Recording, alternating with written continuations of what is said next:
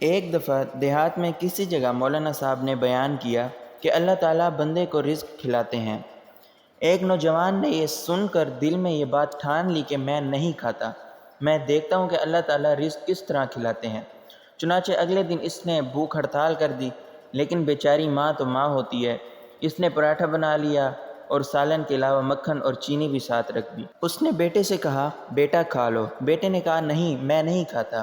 وہ منت سماجت کرتی رہی، لیکن وہ کہتا رہا، میں نہیں کھاتا۔ جب اس نے بار بار کھانے کا کہا تو تنگ آ کر گاؤں سے باہر جنگل میں چلا گیا، اور وہیں یہ سوچتا رہا کہ دیکھتا ہوں کہ اللہ تعالیٰ مجھے آج کیسے کھانا کھلاتے ہیں۔ ماں بیچاری پیچھے پیچھے کھانا لے کر گئی اور اس کے قریب رکھ کر واپس آ گئی۔ اب کھانا بھی پڑا ہوا تھا اور وہ بھی لیٹا ہوا تھا۔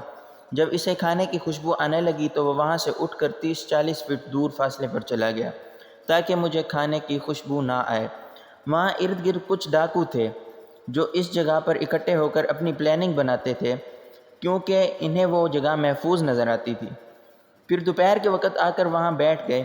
اب ان کو بھی سالن کی خوشبو آنے لگی اور وہ کہنے لگے، یار لگتا ہے کہ کہیں پر کھانا پڑا ہوا ہے۔ ایک نے کہا، تلاش کرنا چاہیے۔ چنانچہ تلاش کرنے لگے تو انہیں کھانا مل گیا۔ انہوں نے دیکھا کہ پراٹھا بھی ہے، مکھن بھی ہے اور سالن بھی ہے۔ ان میں سے ایک کہنے لگا، آج تو موج بن گئی کہ آج کھانا مل گیا ہے فری کا۔ ان کا جو بڑا تھا وہ بہت ہی ہوشیار اور سمجھدار تھا۔ اس نے کہا، چپ کرو، مت کھانا، مجھے لگتا ہے کسی بندے نے ہمیں مارنے کے لیے اس میں زہر ملایا ہوگا۔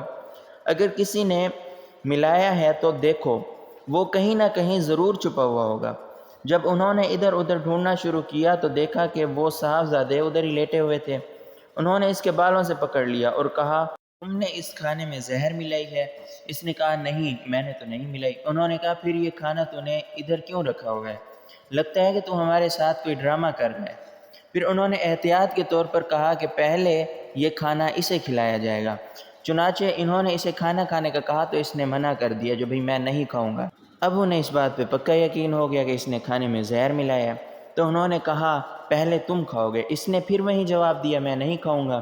پھر ان کے بڑوں نے اسے کہا کہ اسے اب جوتے لگاؤ، یہ ایسے نہیں کھائے گا، تو اسے جوتے لگنا شروع ہو گئے، لیکن وہ کھانا کھانے سے انکار ہی کرتا رہا۔ جب بے حد بے حساب جوتے لگے تو کہنے لگا، جی معاف کر دیں، میں کھانا کھاتا ہوں۔ اس کے بعد اس نے پورا قصہ بھی سنایا اور ان کے ساتھ مل کر کھانا بھی کھایا۔ پھر انہوں نے اسے چھوڑ دیا۔ جب اس کی اچھی خاصی مرمت ہوئی اور اس کے جسم پر جوتوں کے نشان پڑ گئے، وہ بیچارہ دردوں کے مارے گھر واپس آیا۔ اس کی ماں اس کی یہ حالت دیکھ کر خاموش ہو گئی۔ اب وہ آدمی اگلے جمعے کے انتظار میں تھا۔ اگلے جمعے نماز کے بعد مولانا صاحب تقریر کر کر فارغ ہوئے تو ان کے پاس گیا، کہنے لگا، مولانا صاحب آپ نے بات پوری نہیں بتائی تھی۔ تو مولانا کہنے لگے، میں کوئی بات ادھوری نہیں کرتا، میں پوری بات بیان کرتا ہوں، آپ کہنا کیا چاہتے ہو؟ وہ کہنے لگا، آپ نے پچھلی دفعہ کہا تھا کہ جس کا رزق ہو اللہ تعالیٰ اس کو پہنچا کر ہی رہتے ہیں۔ انہوں نے کہا، ہاں یہ تو پوری بات ہے۔ وہ کہنے لگا، جی نہیں، یہ بات پوری نہیں ہے۔ پوری بات یہ ہے کہ جس کا رزق ہو اللہ تعالیٰ اس کو پہنچا کے ہی رہتے ہیں، اور جو رزق نہ کھانا چاہے تو اللہ تعالیٰ اسے جوتے مار مار کر کھلاتے ہیں۔